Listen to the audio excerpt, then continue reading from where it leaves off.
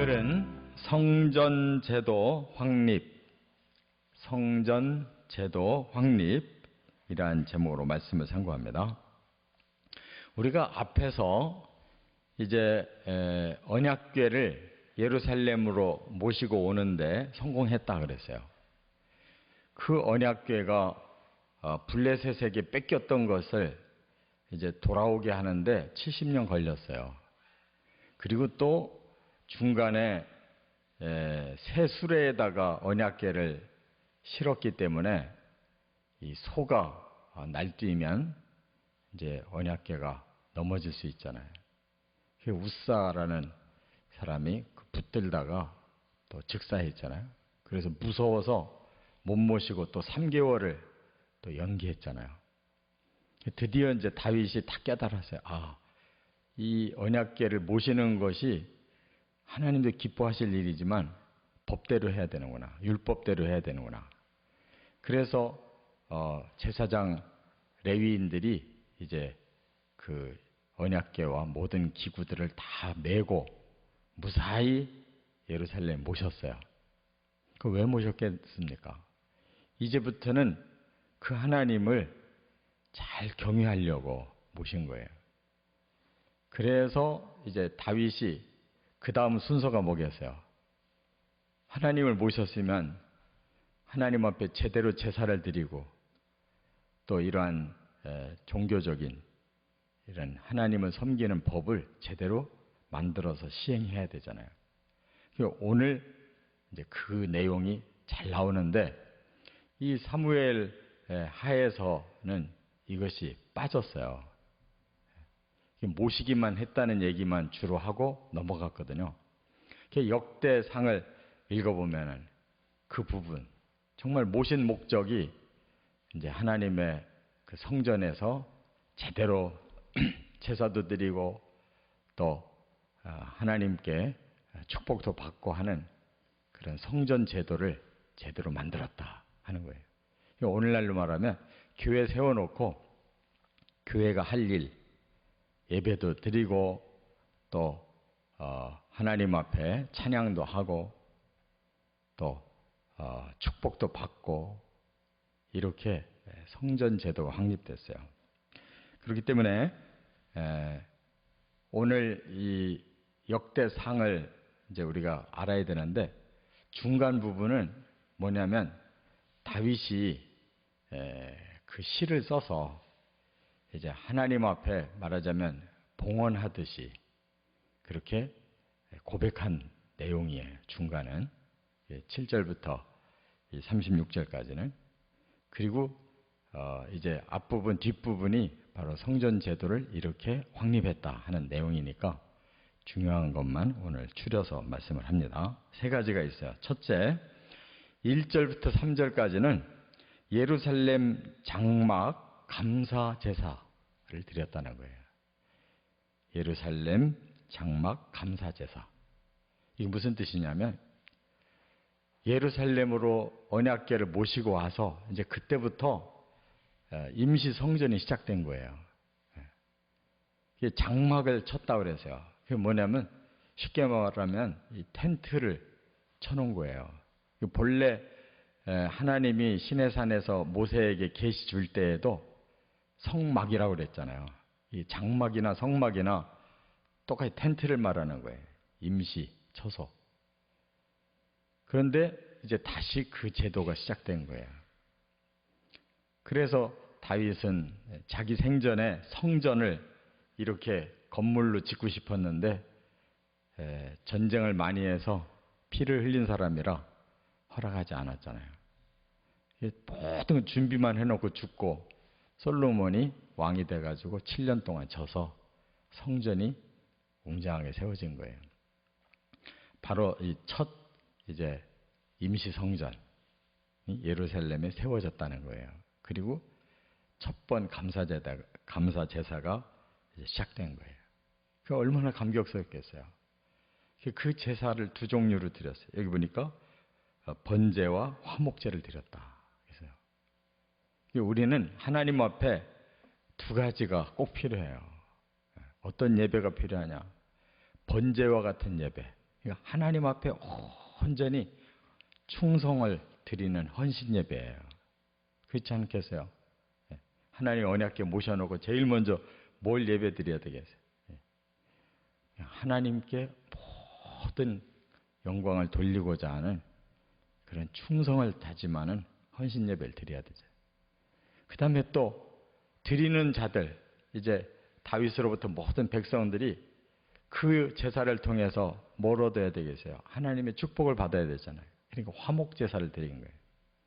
말하자면 감사 제사를 드리는 거예요. 이것이 예배의 기본 정신이에요. 하나님 앞에 바치고 또 하나님이 주시는 축복을 받고 그걸 감사함으로 받는 거죠. 이게 예배의 정신이에요. 그러고 나서 이제 다윗이 축사를 합니다. 백성을 축복했다. 여호와의 이름으로 백성을 축복했다 그랬는데 이게 축사예요. 그러니까 축복 기도는 이제 제사장들이 하게 돼 있어요. 그게 축도예요. 민수기 6장에 나오듯이. 그리고 지금 여기서 말하는 다윗이 백성을 축복했다는 것은 축사를 한 거예요. 그러니까 왕으로서 이제 이 예루살렘 장막 성전이 이제 시작되니까 그거에 대한 축사를 한 거예요. 그러고서 백성들에게 골고루 떡과 과자와 그것을 다 나눠줬다는 거예요. 한 사람씩 다 나눠줬어요. 이게 제가 깨달아 보니까 예수님이 이 성찬 예식을 시작하셨잖아요. 똑같은 원리예요. 그러니까 하나님 앞에서 이렇게 제사를 드린 자들이 모두가 함께 하나님의 축복을 나눠 가지고 가는 거예요. 그래서 화목제물을 나눠 먹게 돼 있어요. 예수님께서 그 성찬을 제도를 나를 기념하라 하면서 만드실 때 떡과 포도주를 다 골고루 나눠 먹으셨거든요. 이건 내 몸이다. 이건 내 피다 하면서.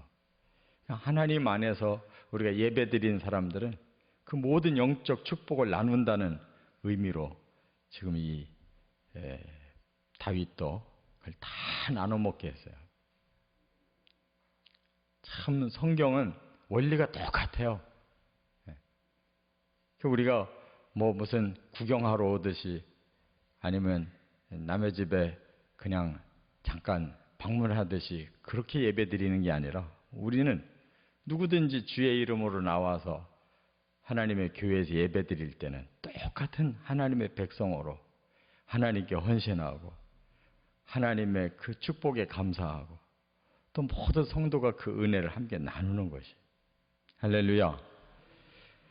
두 번째는 이제 4절부터 6절에 보면 레위인 찬양대가 세워졌다 하는 거예요. 레위인 찬양대가.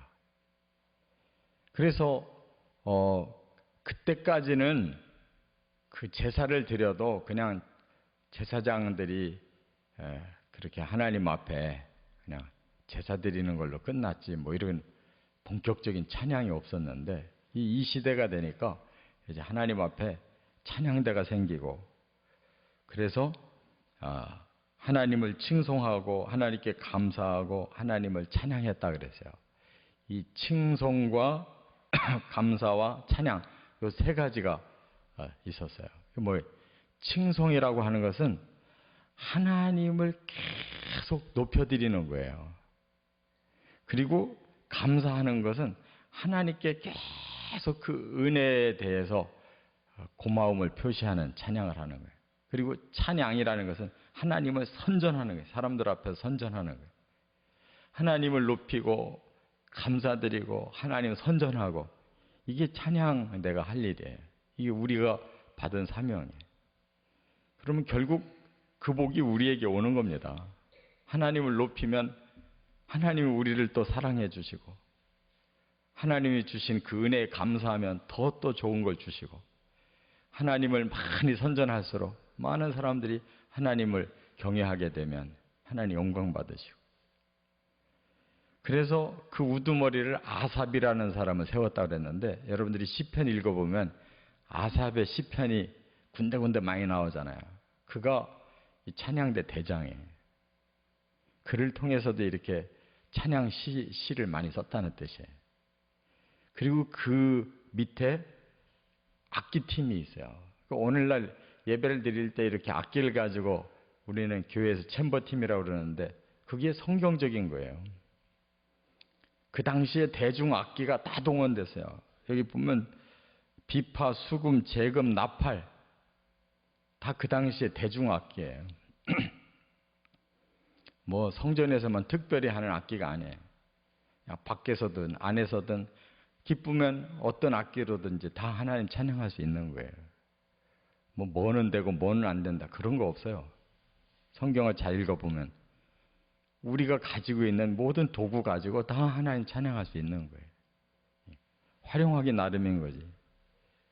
세상에 뭐 나이트 클럽에서만 사용하는 악기가 아니에요. 그 악기를 세속적으로 쓰면 세속 악기가 되는 거고 거룩하게 쓰면 거룩한 악기가 되는 거예요. 사람의 문제지 악기의 문제가 아니에요.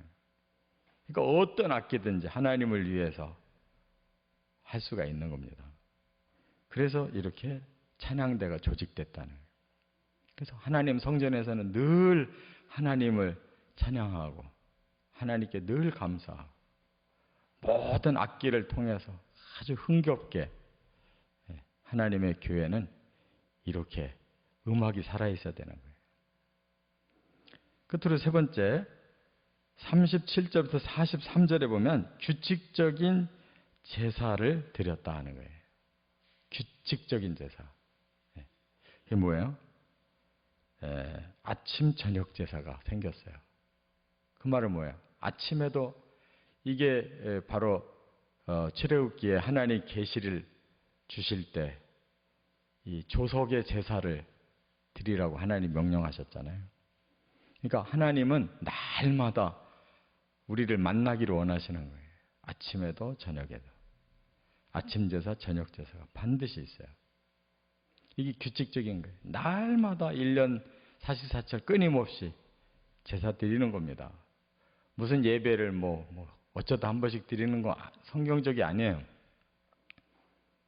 그래서 신약시대에는 오전 9시에도 성전 들어가고 12시에도 들어가고 오후 3시에도 들어가고 그렇게 하잖아요.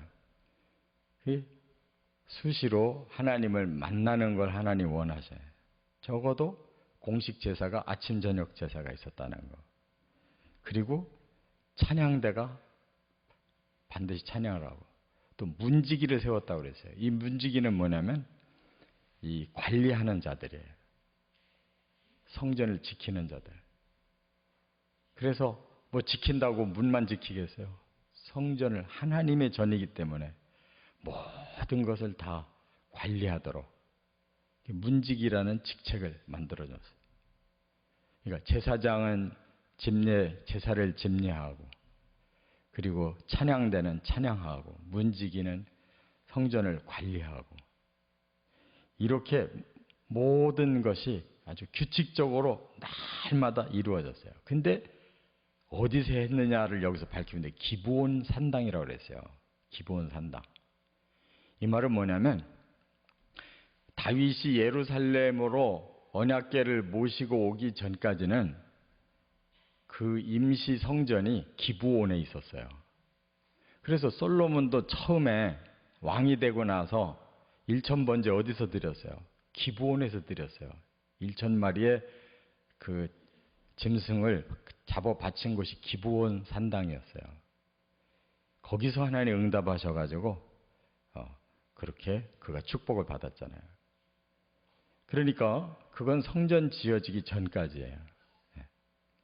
그래서 다윗이 예루살렘 장막에서 제사도 드렸지만 그때까지 드려지고 있던 기브온 산당에서도 정기 제사가 드려지고 있었어요. 그러니까 다윗 시대는 이것이 이제 이중으로 된 거예요. 그러다가 솔로몬이 이제 성전 지니까 하나로 통합돼 가지고 예루살렘에 이제 제대로 된 성전이 생긴 거예요. 그러니까 우리가 중요한 것은 하나님 앞에 신앙생활이 이렇게 예배가 있어야 된다는 거, 찬양이 있어야 된다는 거. 하나님을 위해서 우리가 헌신하고 하나님의 일에 사역을 해야 된다는 거. 이것이 가장 기본이라는 것을 우리가 깨닫고 헌신하고 또 하나님께 축복을 받는 신앙생활 하시기를 주의 이름으로 축원합니다.